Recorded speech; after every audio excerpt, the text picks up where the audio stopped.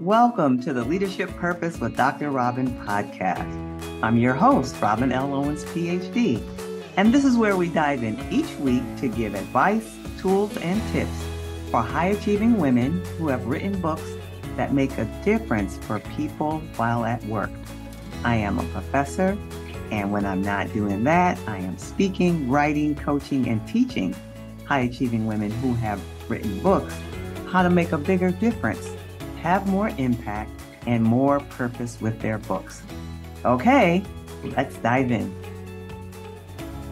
Before we get started with the episode, I want to ask you a question. Is your book ready to be turned into a successful online course? That's a question so many people have asked me.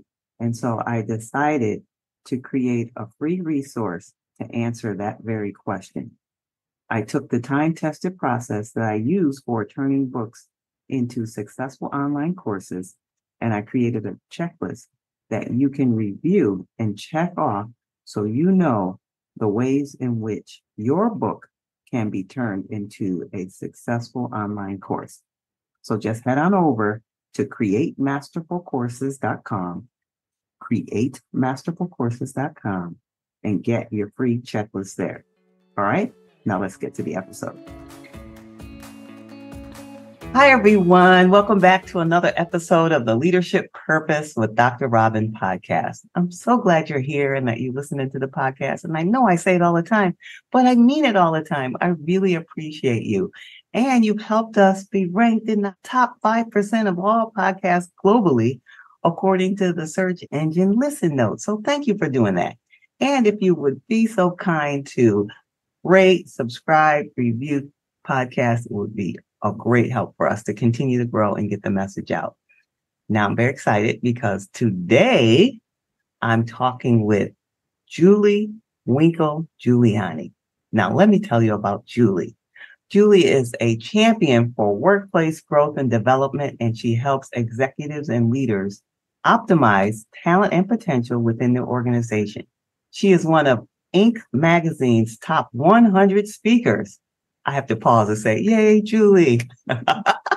She's the author of Promotions Are So Yesterday, Redefine Career Development, Help Employees Thrive, and the co-author of the international bestseller, Help Them Grow or Watch Them Grow, Career Conversations Organizations Need and Employees Want, which is translated into 7 languages.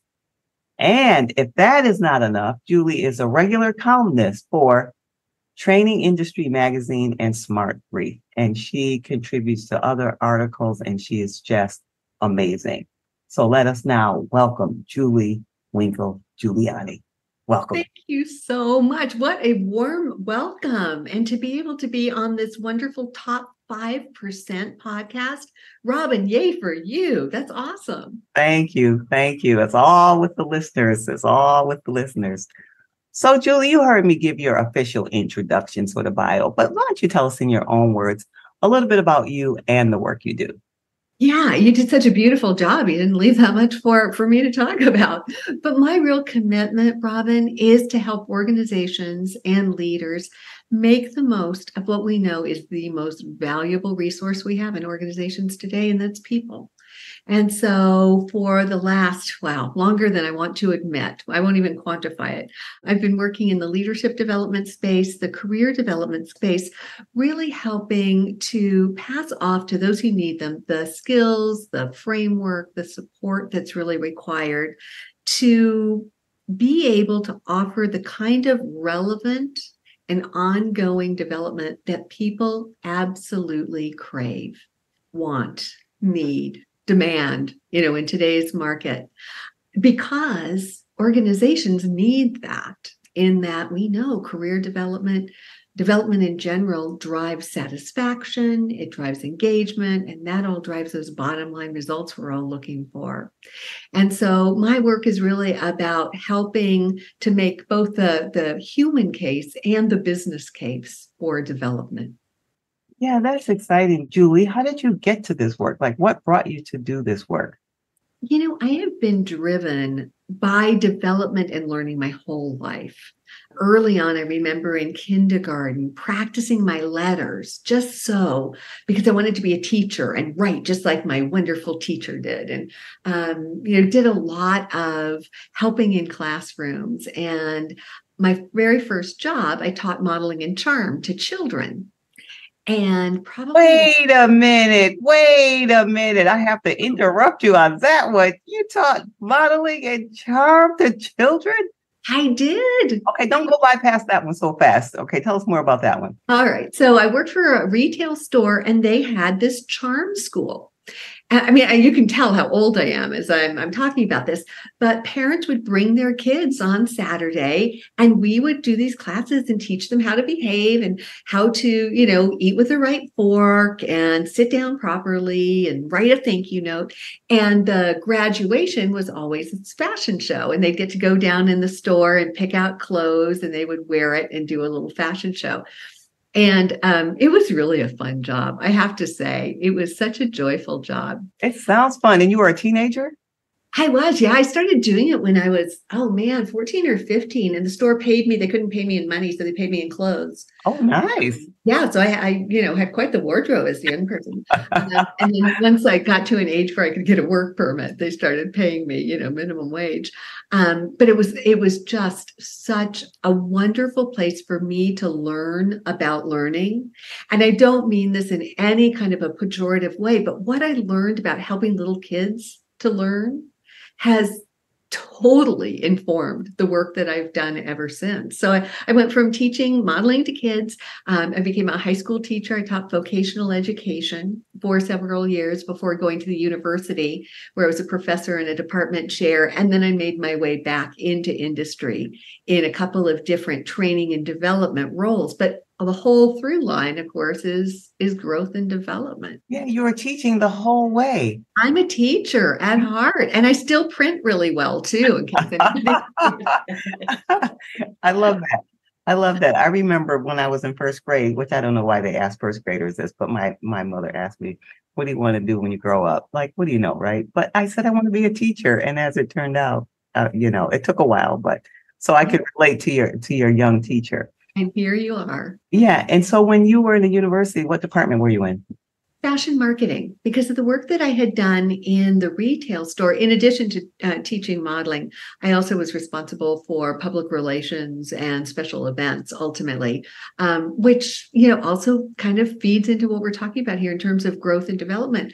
I felt like I had the teaching down, got that under my belt. That was running well. And I went to my boss, the store manager, and I said, "What's next? I got to do more. I got more to offer here." And he said, "Well, what do you want to do?" And I said, "Well, I want to do some special events and bring, the Easter Bunny and Santa Claus into the store, and we'll do some fashion shows around." Anyway, they were great. They let me really play at that. But I did get a really good grounding during those years in fashion merchandising and marketing. And so that's what I taught at high school as well, to vocationally educated oriented kids. And so at Woodbury University, I was the department chair of fashion marketing. And so we offered a 4-year bachelor's degree to students who wanted to work in that industry. And I partnered with my colleague, who was the director of the fashion design program. And so our kids would collaborate, and we did magnificent events and shows and promotions for these really talented kids. Oh, amazing. So now tell us how you got there to where you are now. Well, so when I was ready I loved my work at the university, absolutely. But I was ready to get back into industry and start kind of getting my hands dirty in that particular way. And I had been in education for so long that when I went out into industry, people said, "Well, it doesn't apply. Well, you're an educator." And it was just like, I am doing the same thing in a classroom that you need me to do in a classroom at a corporation. But it was a little bit of an uphill battle. And so I decided, let's go back to my roots, which was retail. So I went to a retailer and got a training position with a retailer. So I leveraged that industry knowledge So they knew I understood what they did and were willing to take a chance on me, and did that. And so I was able to, the skills are the same, the approaches are not very different. There's different language, and so I was able to wrap the right words around things in that setting. And then I really felt like I wanted to prove that I wasn't just a soft, girly, fashion, blah, blah, blah. I needed to do something in hard business, like real business, serious business. And so I got myself a training position in an insurance brokerage firm, because that just felt like real business. There was no worrying about dressing and that kind of thing there. And so that was the translation into a broader context for those same skills. And after a couple of years, one of the vendors I worked with and just loved, called Zenger Miller, we got our leadership training from them. The sales rep reached out and said, "Hey, do you know anybody who might be interested? We have an intern, a consulting role here at our company." And I was so nervous. And I waited the whole weekend to call her back and said, "Yeah, I know somebody, me." And so that's where I cut my consulting teeth and did consulting with organizations around the US for about 5 years. And my son was young at the time, and I kind of felt like I needed to pull back on some of the travel and whatnot. And when I got ready to quit, they said, "Oh, no, wait. We'll find something else for you here." And let me begin working in the product development department. And at Zenger Miller, what product development meant was developing these leadership-related training courses that were sold and used literally around the world. And so it was such a great education, not just in instructional design, which was important, but being able to do that in a way that would meet the needs of any audience, any geography, any level in an organization. So it was a kind of weird niche, but a really important skill set, because when I went out on my own after that, that was really my focus. I worked with training companies and large organizations for the first 10 or 12 years being out on my own, helping to build those kind of bulletproof training products for them. Wow. And the teaching continues from kindergarten all the way up. It's true. It's just such a through line. I've got to say, I'm boring at a cocktail party. What do? You teach. No, I think it's fascinating, but of course I would. Okay, so now let's talk about your book. Tell us the title again. Yes. So my first book that came out about 12 years ago, but we updated it with the second edition in 2019, is Help Them Grow or Watch Them Go. And it was a product. The way it came to be was one of my clients was Beverly Kay. She had a company, Career Systems, and they needed a refresh on their flagship training program. So she had hired us to do that. And we developed a friendship, and whatever I wrote, even if I sent her an invoice, she would say, "Oh, I love how you write." And so when her publisher asked her to write her next book, she came to me and said, "Hey, would you be willing to do it?" And I thought, well, sure, that sounds like fun. How hard can it be? And of course, Robin, personally just how hard it can be. But what I didn't really anticipate, it was kind of a bucket list thing, because, who doesn't want to write a book? And about halfway through, I thought, wow, this is really going to change the complexion of my business, because in addition to continuing to do the instructional design and the training product development, I am now delving into this world that, I had certainly worked in, but delving in a really deep way. And so that book literally took me around the world, working with clients, with organizations, with leaders in Lithuania and China and Brazil and Russia, and all over places back when I was a 5-year-old working on my penmanship, never dreamed I'd be lucky enough to go. And so it gave me an opportunity to really work deeply in a lot of different domains around this career development. And the purpose of the book really was to just simplify career development, to strip away all the nonsense and help people understand that it's just about a conversation. It's just about connecting with people and to simplify, to make it more doable. And so despite what I found as I was working with organizations, despite the fact managers reported, yeah, this is a little easier than I thought. Yeah, I can do this. I got time for this. It doesn't have to take forever. But they were still reluctant to have the conversations because in their minds, they were imagining that everybody on the other side of the table wanted a promotion. That's what career conversations were all about. And they didn't have a lot of those to give away. And so they were reluctant, even though they had the skills to have the conversation. So that's where my second book came in, because I saw the reluctance to have these conversations because of this assumption. At the same time, when I talk to employees about what career meant to them, it's big, bold, beautiful stuff.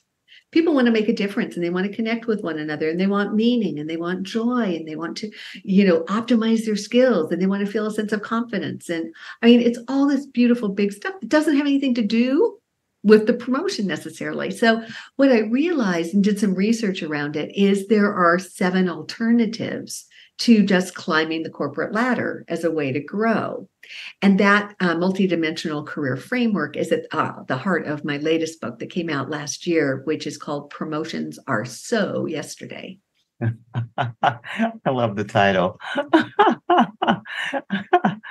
Yeah, it seems like just like you are growing in your career and your thoughts and your work, so are your books.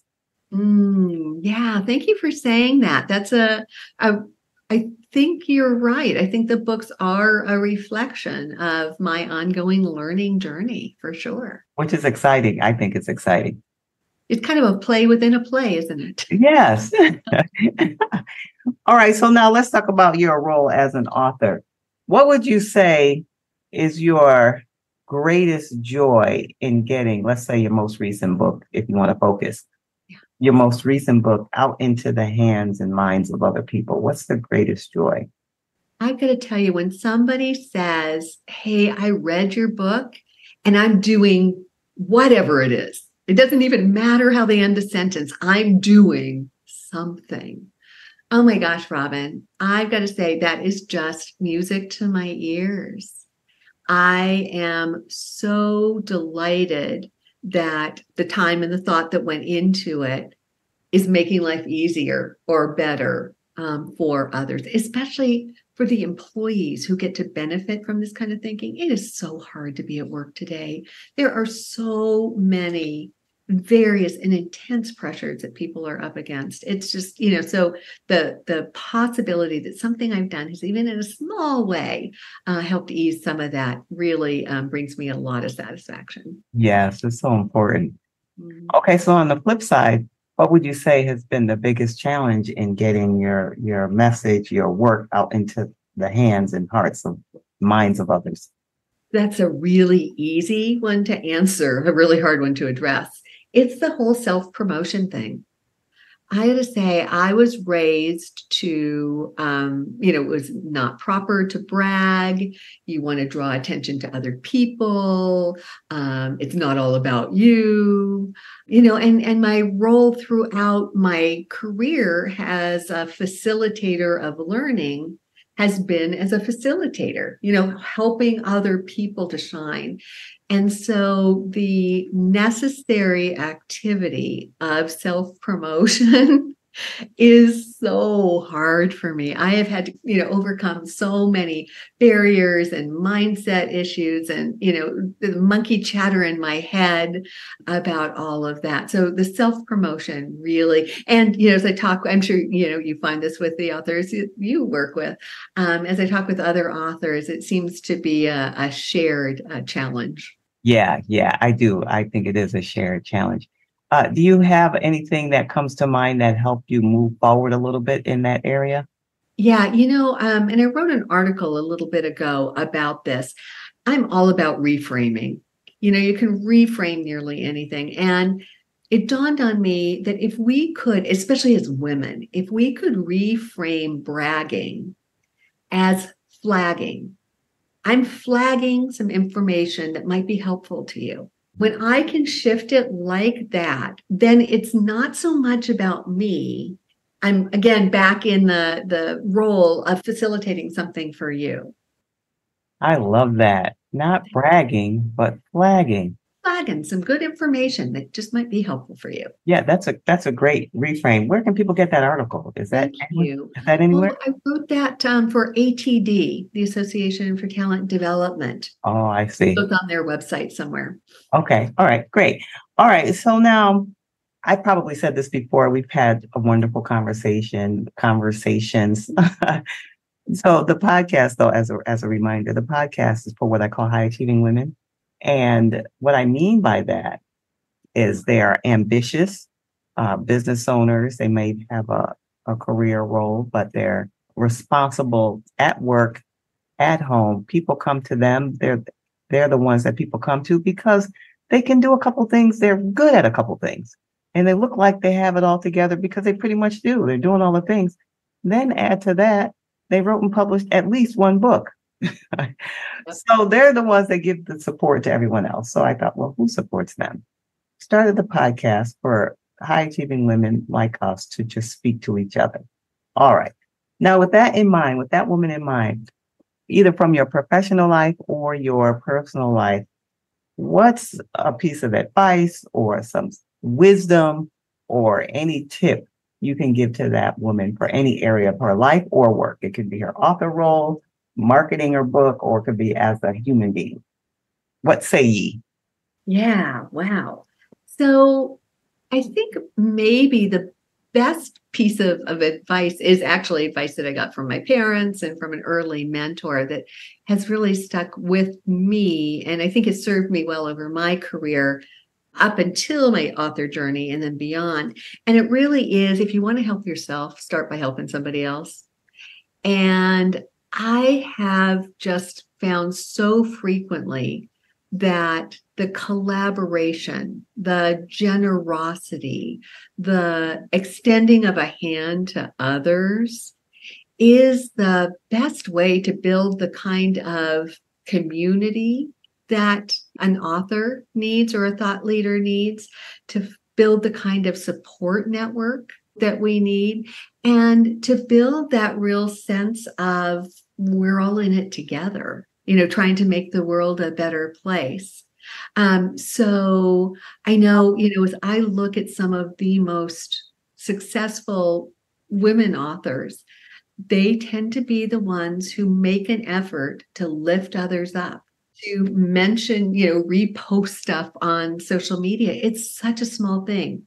It takes 30 seconds to acknowledge or repost or comment on something, but that can be the difference in terms of enabling, the connections that we need in order to succeed.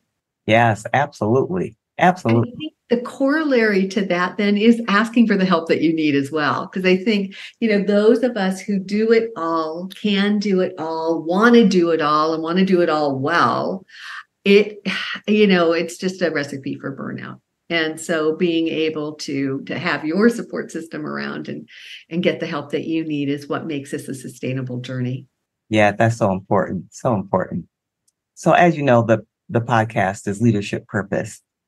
So would you say it's important to have purpose or a sense of purpose in your work? And if so, why? If not, why not? For me, it absolutely is. I've had a couple of jobs where I didn't feel that sense of purpose, and it was just soul sucking. I could not wait to get out of there. So for me, I need to feel like, even in a tiny way, it doesn't have to be significant, but that what I'm doing is making some sort of a difference. And it's interesting because in my latest book, Promotions Are So Yesterday, where we have the multidimensional career framework, one of the dimensions is contribution. And what we found in our research of over 8,000 people is, of all of these dimensions, contribution, competence, confidence, challenge, choice, contentment, I'm missing one, confidence, and climbing the corporate ladder, of all of them, contribution is number one in terms of the interest that we have in it. People need to make a difference. And so I am just writing about who I am probably in that chapter. That's what we do. That's what we do.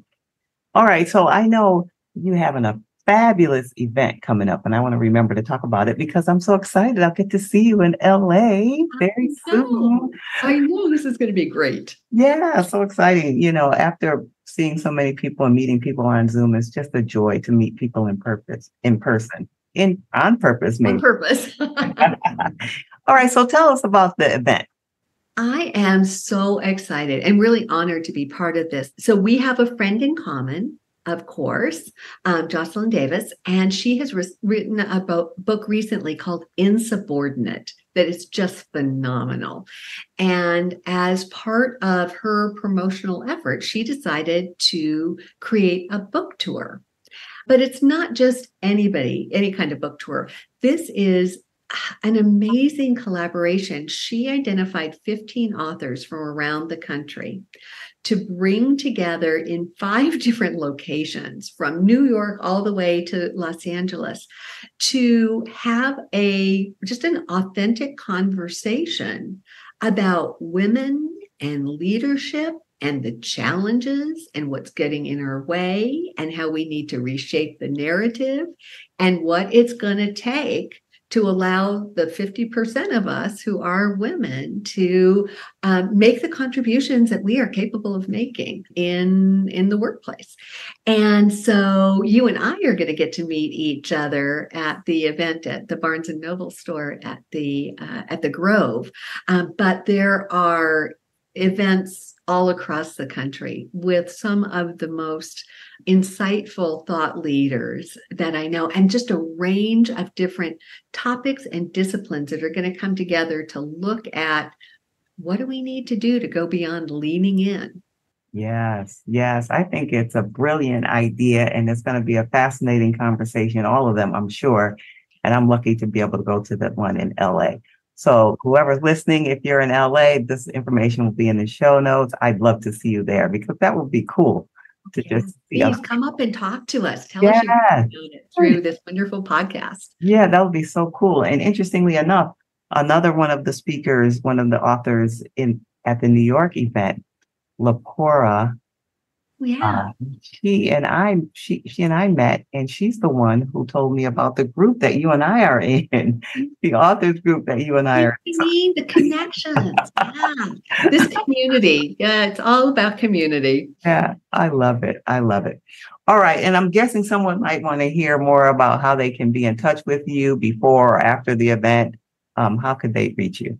I would love that. The good news is I married a man who gave me a very unique name. So it's Winkle Giulioni, and you can find my website's that name. My LinkedIn profile is under that name. So it's pretty easy. I can't hide. Okay, Julie, thank you so much. And thank you for taking time out and being so generous with your thoughts and your time. I really appreciate you. Robin, thank you for the opportunity to have this conversation, but also for the wisdom that you're dispensing. You're making a huge difference in the world. Thank you. That means a lot to me. Okay, everyone, I'd love to hear from you too. If you can drop me a message on LinkedIn, that would be wonderful. I'm on all social media, but I spend most of my time on LinkedIn. And so you can reach me there at Robin L. Owens, PhD. And let me know what you think of the podcast, what you're taking away, or if you have a question. And if you happen to be an author and you're thinking about expanding your message beyond the book and you've been thinking about creating a course, head on over to my other website and I will offer you some resources there. And it is createmasterfulcourses.com, createmasterfulcourses.com. And in the meantime, this is Dr. Robin. Thank you for tuning into this episode of the Leadership Purpose with Dr. Robin podcast. If you enjoyed it, head on over and rate and subscribe so you never miss an episode. New episodes drop every week, and I can't wait to hang out with you again soon. Meanwhile, this is Dr. Robin signing off. See you next time.